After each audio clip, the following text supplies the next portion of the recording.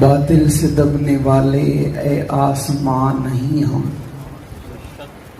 100 بار کر چکا ہے تو امتحان ہمارا۔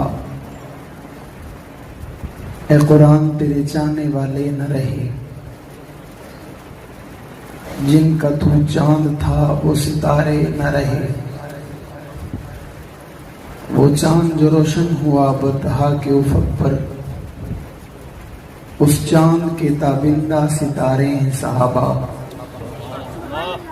ہم فخر سے کہتے ہیں ہمارے ہیں صحابہ، واللہ ہمیں جان سے بھی پیارے ہیں صحابہ۔ اور یہ سچ ہے کہ خطرہ اغیار بہت ہے، پر کیا کریں صحابہ سے پیار بہت ہے۔ انتہائی واجب الاحترام، قابل صد احترام، معزز مکرم محترم ذی وقار علماء کرام، معززین علاقہ، عمائدین شہر، سربکف سرفروش، مجاہد مباہد، غیرت مند، باوفا بہادر، نڈر بے باک، توحید و سنت کے پروانوں، اصحاب رسول کے دیوانوں، آج آپ کے شہر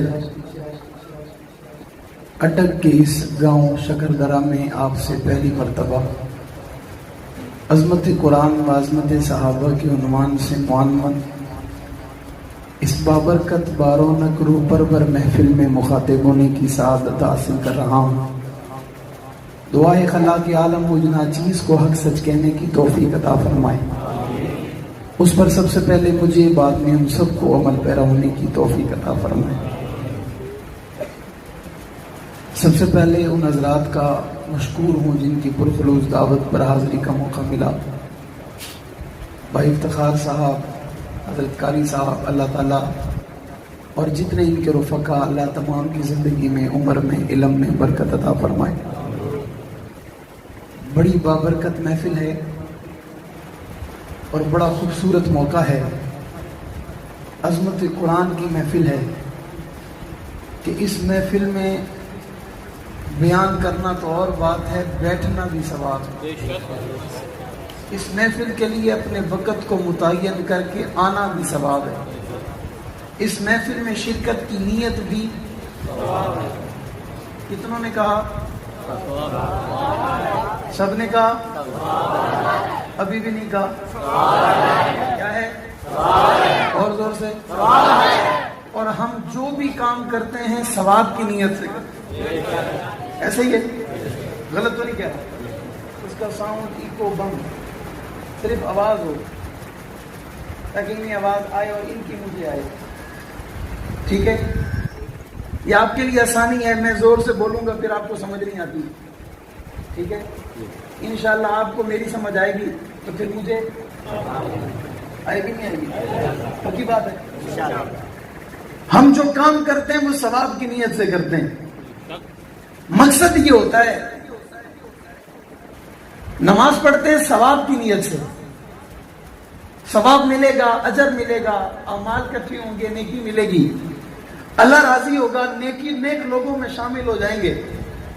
جو بھی عبادت کرتے ہیں وہ نیت یہ ہوتی ہے کہ اللہ راضی ہو جائے، ہر کام کی نیت یہ ہوتی ہے اللہ راضی ہو جائے، ہر مقصد یہ ہوتا ہے کہ اللہ راضی ہو جائے۔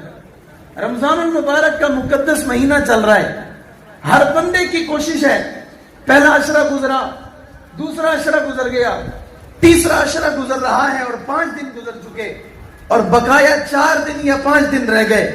ہر بندے کی اب بھی کوشش ہے کہ کون راضی ہو جائے؟ اللہ۔ اور زور سے اللہ، اللہ والے زور سے اللہ، ماننے والے زور سے اللہ، محبت والے زور سے اللہ، ایمان جن کا تازہ ہے وہ زور سے اللہ راضی ہو جائے۔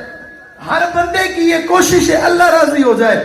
وہ کوئی بھی عمل کرتا ہے، وہ کوئی بھی نیکی کرتا ہے، وہ گھر میں دعوت کا اہتمام کرتا ہے، قرآن خوانی کرتا ہے، اس کا نظریہ یہ ہوتا ہے، اس کی سوچ یہ ہوتی ہے، اس کی فکر یہ ہوتی ہے، اس کی لگن یہ ہوتی ہے کہ میرا اللہ راضی ہو جائے۔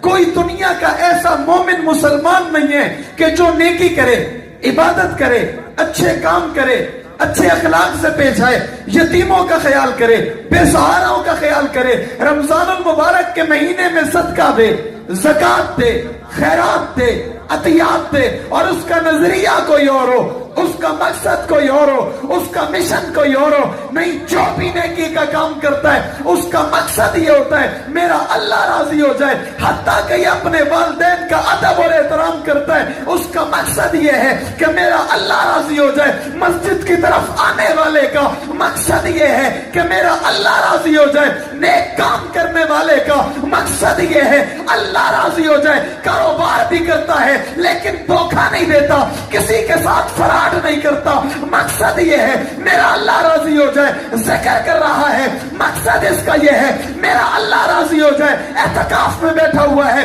رات کو بھی عبادت کر رہا ہے، دن میں بھی عبادت کر رہا ہے، رات میں بھی تلاوت کر رہا ہے، دن میں بھی تلاوت کر رہا ہے، ہر لمحے تلاوت میں مصروف ہے، ہر لمحے ذکر میں مصروف ہے، ہر لمحے تذکرے کر رہا ہے، اور مقصد یہ ہے میرا اللہ راضی ہو جائے، عید کے آنے سے پہلے رمضان کے ایک ایک لمحے کو ضائع نہ کرنے والا، عبادت شوق سے کرنے والا، ذکر شوق سے کرنے والا، تلاوت شوق سے کرنے والا، نظریہ ایک ہے، سوچ ہے کہ فکر یہ ہے کہ میرا اللہ راضی ہو جائے۔ کائنات کے لوگوں، اگر میں تم سے سوال کروں مجھے بتاؤ، ایک بندہ کھڑا ہو کر کہہ دے میرا اللہ مجھ سے راضی ہے، میرا رب مجھ سے راضی ہے، میرا مولا مجھ سے راضی ہے، میں اس سے دلیل مانگوں گا، مجھے بتا تجھے کیسے پتا چلا، تجھے بتایا کس نے ہے، تجھے نشانی کہاں سے ملی، تیرا اللہ راضی ہو گیا۔ مولوی صاحب نماز 5 وقت کی پڑھتا ہوں، اپنے وقت پہ پڑھتا ہوں، تکبیر اولا کے ساتھ پڑھتا ہوں، خشوع کے ساتھ پڑھتا ہوں، اس لیے کہہ رہا ہوں اللہ راضی ہے، اس لیے کہہ رہا ہوں مولا راضی ہے، اس لیے کہہ رہا ہوں رب راضی ہے، ایک روزہ نہیں چھوڑا، اس لیے کہہ رہا ہوں اللہ راضی ہے، صرف روزہ زبان کا نہیں رکھا بلکہ روزہ دل کا بھی رکھا، روزہ دماغ کا بھی رکھا، روزہ کھانے پینے کا چھوڑا، لاکھ باتوں سے پرہیز کیا، کسی کو ستایا بھی نہیں، کسی کو برا بنا بھی نہیں کہا، کسی کو گالی بھی نہیں دی۔ اب بتاؤ مجھے لگتا ہے میرا اللہ راضی ہو گیا۔ میں نے کہا آؤ اکابر کے دروازے پہ چلیں، بزرگوں کے دروازے پہ چلیں، اولیاء کے دروازے پہ چلیں، مشائخ کے دروازے سے چلیں، اللہ والوں کے دروازے پہ چلیں۔ بتاؤ کیسے پتا چلتا ہے اللہ راضی ہو جائے؟ تو بتانے والے کہتے ہیں نیکی کے بعد نیکی کی طلب پیدا ہو جانا، اللہ راضی ہو گیا۔ نماز کے بعد نماز کا شوق پیدا ہو جانا، اللہ راضی ہو گیا۔ تلاوت کے بعد تلاوت کا شوق پیدا ہو جانا، اللہ راضی ہو گیا۔ اعمال کے بعد اعمال میں اضافہ ہو جانا، اللہ راضی ہو گیا۔